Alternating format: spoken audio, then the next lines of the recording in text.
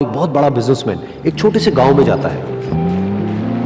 उसका प्लान होता है कि उस गांव में एक फैक्ट्री लगानी है। वो एक ऐसी जगह तक पहुंच जाता है जहां पर उसके सामने नदी होती है और उसके सामने गांव होता है।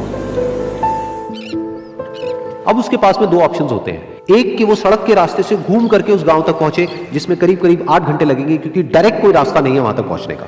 दूसरा कि सिर्फ 20 मिनट में एक नाव में बैठ करके उस नदी को पार करके उस गांव तक पहुंच जाए। तो अपना टाइम बचाने के लिए उसने उस नाव में बैठने का डिसीजन लिया। वो नाव बहुत ही छोटी सी थी, जिसमें एक तरफ एक आदमी बैठा था जो कि नाव चला रहा था और दूसरी तरफ ये बिजनेसमैन बैठा हुआ था। तो नाव में बैठने की थोड़ी देर बाद उस बिजनेसमैन ने उस नाव वाले से पूछा, तुझे पता है तेरी नाव में कौन बैठा है?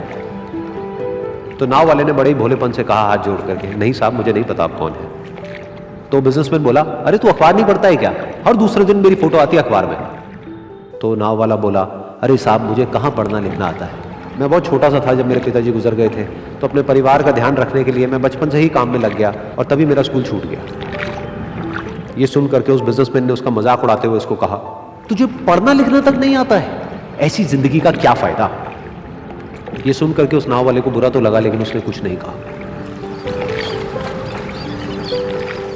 थोड़ी देर बाद वो बिजनेसमैन उस नाव वाले से बोला, अभी कुछ ही दिन बाद ये जो सामने तू जमीन देख रहा है, यहां पर मेरी एक बहुत बड़ी फैक्ट्री होगी जहां पर हमारे ब्रांड की मिनरल वाटर की बॉटल्स बनेगी। उस नाव वाले को बात समझ नहीं आई। उसने कहा, क्या बनेगा साहब?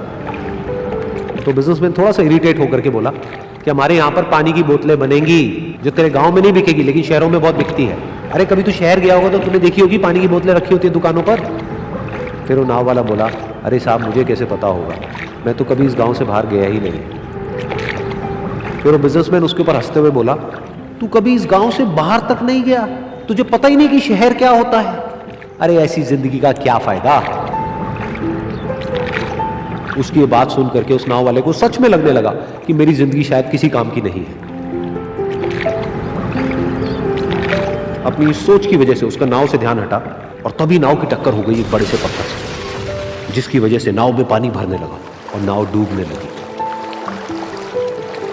उस जगह पर पानी बहुत ही गहरा था और किनारा दूर था। नाव वाले को समझ आ गया कि अब इस नाव को बचाने का कोई तरीका नहीं है और वो अपनी जान बचाने के लिए नदी में छलांग मारने ही वाला था। तभी उसने उस बिजनेसमैन से पूछा, साहब आपको तैरना तो आता है ना? तो बिजनेसमैन घबरा करके बोला, ऐसा क्यों पूछ रहे हो, मुझे तैरना नहीं आता है। उसकी ये बात सुन करके नाव वाले को हंसी आ गई और वो बोला, अरे साहब आपको तैरना तक नहीं आता, ऐसी जिंदगी का क्या फायदा? ये सुन करके उस बिजनेसमैन को अपनी गलती का एहसास हुआ और वो हाथ जोड़ करके उस नाव वाले से बोला, तुम जो कहोगे मैं तुम्हें दूंगा, बस मेरी जान बचा लो। तो उस नाव वाले ने बोला, अरे साहब आप घबराओ नहीं, मुझे सिर्फ तैरना नहीं आता है, मुझे डूबते हुए लोगों को बचाना भी आता है। आप मुझे कस के पकड़ लो, मैं आपको कुछ नहीं होने दूंगा। और फिर उस नाव वाले ने ना सिर्फ अपनी बल्कि उस बिजनेसमैन की भी जान बचाई। तो इस कहानी से हम एक बहुत बड़ी सीख ले सकते हैं कि हमें जिंदगी में कभी भी किसी का भी मजाक नहीं उड़ाना चाहिए या उसको अपने से कम नहीं समझना चाहिए, क्योंकि हमें नहीं पता कि हमें कब कहां कैसे किसकी जरूरत पड़ जाए। मोटिवेशन की आवश्यकता है, पर मैं लोगों से प्रश्न पूछता हूं तो मोटिवेशन आएगा कहां से? मोटिवेशन के कई सोर्सेज हैं, जैसे कि पैसा, name, fame, recognition, wealth, success, promotion, car, house, mobile, jewellery, vacation, luxury, cruise. ये कई तरीके हैं जिनसे मोटिवेशन आता है। पर मेरे विचार में मैं इन सबको रिजेक्ट करना चाहता हूं, क्योंकि ये मोटिवेशन के लंबे सोर्स नहीं है, इन सब में कमी है। ये मोटिवेशन के बाहरी सोर्स हैं। एक्सटर्नल रीजन और एक्सटर्नल सीजन दोनों टेम्पररी होते हैं। ये सारे मोटिवेशन के टेम्पररी और एक्सटर्नल सोर्सेज हैं और इनमें से कोई भी लंबा नहीं चलता। जरा हाथ आगे लाइए, outside in, inside out. Motivation के दो सोर्सेज हैं, एक बाहर से एक अंदर से। कौन सा बढ़िया है? कम ऑन, बाहर वाला कि अंदर वाला? इसको बोलते हैं inside out. Inside out motivation लंबा चलता है। ये अंदर वाला मोटिवेशन होता है आपकी आइडेंटिटी। दोबारा सुनिए, आपकी आइडेंटिटी। अब है कौन? आप एक गरीब आदमी है, वो आइडेंटिटी है। आप एक बहुत बुद्धिमान आदमी है, आइडेंटिटी है। मैं इंग्लिश सीख नहीं पाऊंगा, ये आइडेंटिटी है। इंग्लिश तो मैं ही बोल के दिखाऊंगा, ये भी आइडेंटिटी है। कैसा आइडेंटिटी बिल्ड होता है, उसके बनता है आपका बिलीफ सिस्टम। ये बिलीफ क्या है? हाथ पे अगर आप टैटू कर लेते हैं ना, टैटू, ये पानी से मिट जाएगा, साबुन से मिट जाएगा। आपके शरीर का टैटू है ना, ये तो सर्जरी करने पे मिट सकता है, लेकिन आपके जो ब्रेन का टैटू है, इसको कोई सर्जन भी नहीं मिटा सकता। आपकी नजर का इलाज तो कर देगा डॉक्टर, नजरिया का नहीं कर पाएगा।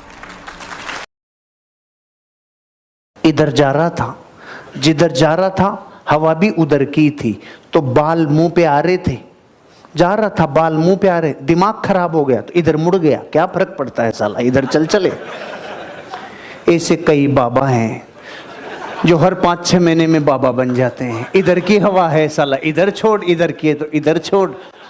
ये बकरियों का काम नहीं है, बकरियों का काम नहीं है, ये शेरों का काम है।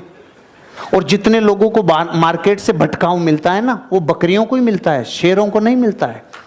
जब रोड को बकरियां क्रॉस करती है ना, तो साइकिल वाला भी घंटी बजाता है, हट जा हट जा।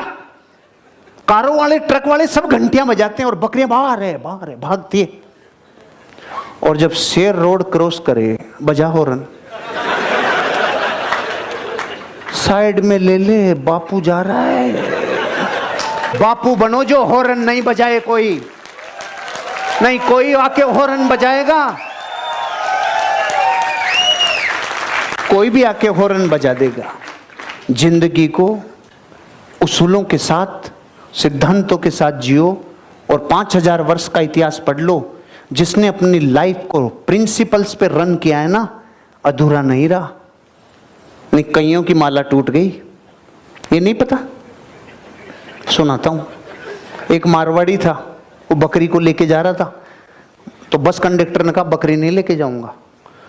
तो वो नीचे उतर के बुरका उरका पहना दिया बकरी को, बुरका पहना के कि भाई अब, कि ये कौन है, कि मेरी नानी है, उम्र से मुरझा गई थोड़ी, ऐसे है, कि ठीक है बिठा ले। थोड़ी देर में बकरी ने पोटी कर दी, तो बच्चे ने बोला अलो आपकी नानी की रुद्राक्ष की माला टूट गई।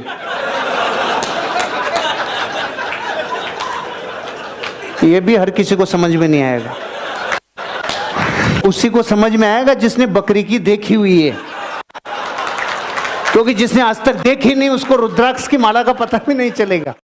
जिंदगी में हमने भी बहुत कुछ सीखा है। लोग कहते हैं कि दुनिया गोल है, भाई दुनिया गोल नहीं है, दुनिया मतलबी है। ये प्यार से नहीं चलती है, मतलब से चलती है। दुनिया में कोई भी रिलेशन बनाने के लिए, कोई रिश्ता जो है ना, उसके लिए 3 चीज का होना जरूरी है। एक डर, जरूरत और इंसानियत। ये 3 चीज ही किसी न किसी रिश्ते को रोक के रखता है। एक टीचर स्टूडेंट में रिलेशन होता है, उसको डर है कि टीचर के पास पढ़ेंगे ना जल्दी रिजल्ट होगा, अपने से पढ़ेंगे थोड़ा लेट हो सकता है। जरूरत भी है उसे कामयाब होने के लिए, और इंसानियत तो बहुत है भाई। टीचर और स्टूडेंट का रिश्ता जो हमेशा जो बना रहता है वो तो इंसानियत के लिए बना रहता है। वरना अगर आपकी नौकरी हो गई तो आपका डर खत्म, जरूरत खत्म, तो आगे रिश्ता कौन रोक के रखता है? इंसानियत। तो दुनिया में किसी रिलेशन को बनाने के लिए 3 चीज का होना जरूरी है। इंसानियत जिसमें सबसे बड़ी चीज होती है। और इस दुनिया में ना, इस दुनिया में बहुत सी भाषाएं बोली जाती है। इन सारी भाषाओं में सबसे मीठी भाषा होती है मतलब की भाषा।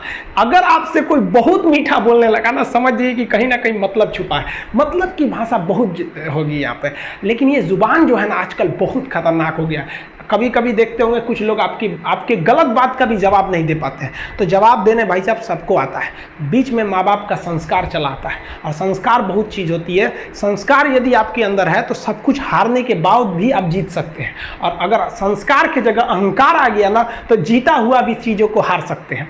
कमज़ोर व्यक्ति ही दूसरे काम का बदला लेता है, लेकिन जो ताकतवर होता है वो माफ़ कर देता है। लेकिन जो बुद्धिमान व्यक्ति होता है वो इग्नोर कर देता है, नज़रअंदाज कर देता है और बच के निकल जाता है। क्योंकि अगर कोई व्यक्ति आपको पहली बार धोखा दिया तो इसमें उस व्यक्ति का गलती है, लेकिन वही व्यक्ति अगर दोबारा धोखा दिया तो इसमें आपकी गलती है। सबसे समझदार होके चलिए और मिजाज में कुछ सख्ती भी रखिए। लोग पी जाते, अगर समंदर खारा नहीं होता तो थोड़ा सा सख्ती भी बना के रखना चाहिए।